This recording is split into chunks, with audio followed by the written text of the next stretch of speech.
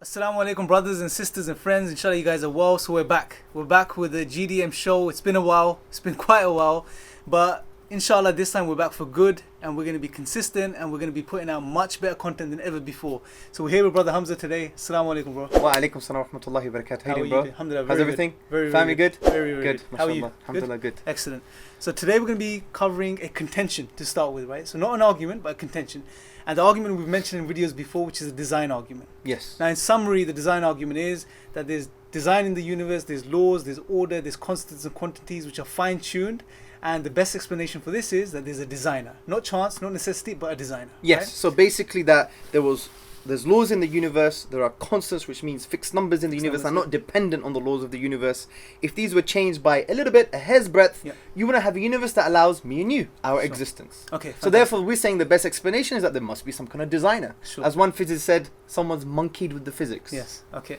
And dial the dials in. Yeah. Precisely. Okay. But the contention we're addressing is that, well, we can't make such a claim. We can't claim that it's designed because there's no mathematical probability, right? There's not many or 100 or 200 or 3,000 universes that we've observed and we've seen how they work. Therefore, we can conclude this about our universe, right? So this is essentially what they're saying. Okay, then not sure what they're saying is this, is that you're saying that it's highly likely that there must be a designer for the universe based upon the constants and the laws in the universe. But you can't claim likelihood because they're assuming it's a mathematical likelihood, a mathematical probability. Because they're saying for it to be a mathematical probability, you need a probability distribution. How can you have that? You don't have another universe. You don't have other universes that you observe, so you can't even claim anything concerning mathematical probability. Therefore, just be quiet. There is no design because you can't even claim that it's so likely. Because the minute you say likely, you're assuming a mathematical probability. You can't have a maths probability in this case because we don't have another universe or set of universes. So this is how we address with the contention. Yep, and the contention was made recently, if I believe, is the big question of the question time on BBC. The big question. By Arif Ahmed and you. Dr. Arif Ahmed from Cambridge. Yep. He, in his kind of eloquent way, he basically said, you know, there is no distribution. Let's play the clip. Okay, let's play the clip. Let's do that. If we look at the specific argument concerning the so-called fine-tuning of the universe for life, that is to say, the particular values of certain physical constants is so specific that had it been different by, say, 1 part in 10 to the power of 100 or something, there would have been no life in the universe. That's the argument. That argument assumes that this dispensation would have been very unlikely to have arisen by chance. We have no reason whatever to think that. The only reason to think that something like that is unlikely is if we have some grounds for establishing some particular probability distribution in advance. The only way to establish such a distribution in advance is through repeated trials of universes being created. So as you can see, what he said here is you can't claim mathematical probability as we just discussed. And he challenged us, and I really wanted to say something, but I wasn't given the opportunity. As you know, the big questions, they're not conducive. It's not conducive to lots of intellectual debate and dialogue, as you know. So this is how we address the issue. Dr. Arif Ahmed, not just him, but many others who he's taken this argument from, has conflated mathematical probability with epistemic probability. I know that's a big term. Big words. Yes. Can you explain both of those? So we know what mathematical probability is. Epistemic probability is basically what you would say. Let me give you an example. It is highly likely that the dinosaurs were extinct because of a meteorite. This is not mathematical probability. It's an epistemic, a knowledge, a rational probability because it's based upon our background evidence. The evidence we have concerning the Earth, concerning the current science that we know, and concerning other pieces of empirical evidence that we have at hand. Fossils and whatever. Yeah, so we take that all on board and then we basically make a conclusion. And based on that evidence, we're saying this evidence supports hypothesis H.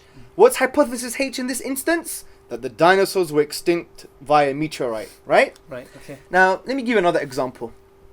You have a man, he's passed away. He got shot in the head, bro. Yeah? And we have 2 suspects, his daughter or his wife. So we look at the evidence E, if it supports our hypothesis H. So we have a hypothesis, which is the wife killed the father. That's our hypothesis. Right. So let's look at the evidence E. Does it support our hypothesis? So the evidence is this.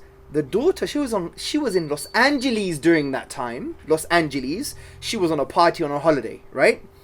The wife, however, she was seen in the area at that time of death, and also her fingerprints are on the gun. Sure. And the gun has his blood on it, and it's right next to him.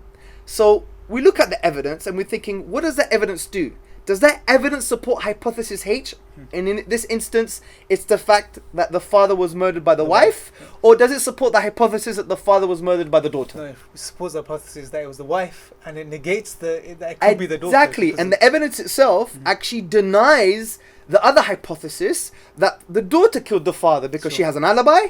She was in Los Angeles, for example. So the evidence E supports hypothesis H. So let's apply this to the universe, bro. Oh, we have these amazing laws. The strong nuclear force, the law of gravity, the electromagnetic force, all of these laws. And if they were changed, we won't have a universe that allows our existence. Let's look at the other evidence. We have these constants, these fixed numbers that are not dependent on the laws of the universe. If they were changed by a hair's breadth, we would, like the gravitational constant, for example, we wouldn't have a universe that has me, you, and everybody else in it, right? So that evidence E supports what hypothesis? Design or chance? It's designed quite clearly. Exactly. Using our rational minds and Exactly. reasoning over the evidence. That's the designed. point. Now, there's no mathematical probability here. It's an epistemic probability, which is based upon the evidence you have at hand. You just basically form the most rational conclusion. For example, I'm looking at your amazing glasses, bro, right?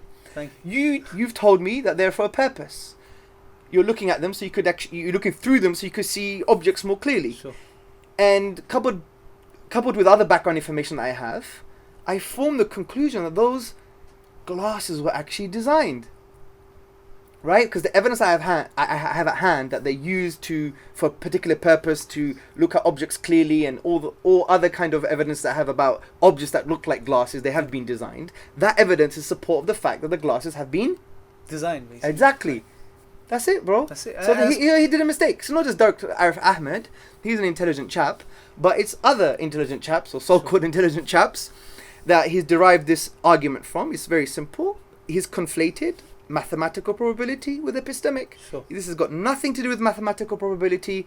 It's epistemic. The evidence E supports hypothesis H. The evidence that we have fine-tuned laws and constants is support of the hypothesis that there is a designer, not that is based on chance. Sure. And by the way, this argument does have more complex arguments like the multiverse, etc. Of course, there's but loads. we will address them at another. Of course, there's many more shows Another that show. are coming, and brothers and sisters, make sure you stay tuned, because we're having loads more consistent shows. Can I Inshallah. just add something? Yes. of So course. by the way, brothers and sisters, this goes to show that just because someone sounds clever and he's from Cambridge, it doesn't mean what he's saying is absolutely right. If there's a take-home message, that's the message. And by the way, this applies to me as well. We all could be wrong, Yeah. and the thing is, we just want to improve, comment, like, follow, Yeah. and we're gonna continuously improve and just improve. And Inshallah. I'm just chatting rubbish now. So No problem. Last mission, brothers and sisters, make sure you subscribe to the Mission Dawah YouTube channel, because eventually we'll be moving this show to the Mission Dawah channel permanently. So make sure you just go on over, subscribe there, and stay tuned inshallah for the next show. Jazakallah khair for watching. Assalamu alaikum wa rahmatullahi wa barakatuh.